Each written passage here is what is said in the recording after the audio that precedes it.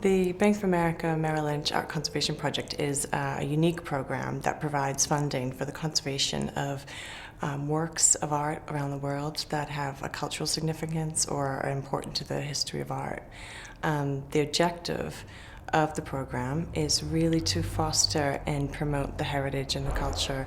of the countries and regions where we live and work. Having worked with Bank of America Merrill Lynch on the great exhibition of Lucian Freud's portraits a few years ago, we were delighted that the bank has now made it possible to help us through their conservation program, and for us therefore to be able to undertake this rather particular program of conservation on some of the Tudor portraits. This came out of work we'd done with technical analysis of a few of these portraits, but this takes it a whole stage further of actually bringing these portraits into the best possible condition so that they can be seen with others in comparison and enjoyed by the widest possible public.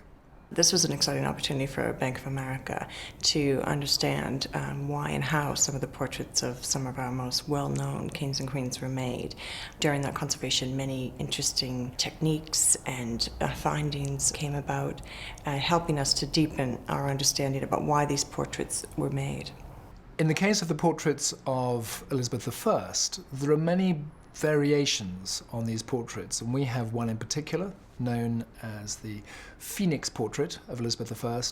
and being able to, with the bank's support, do the conservation work on that means that we can see it in comparison with a great portrait known as the Pelican portrait that otherwise lives and belongs to the National Museums of Liverpool. So doing the conservation programme has allowed us to make comparisons, to understand both the similarities and the differences, and again for the work to be seen in quite a new way. I think every school child in Britain looks at these images, and they're some of the iconic images of the monarchs, and we just thought how important it was to conserve these for future generations. And really we just feel privileged to be involved in sort of the discovery that goes on behind finding out why these portraits are made.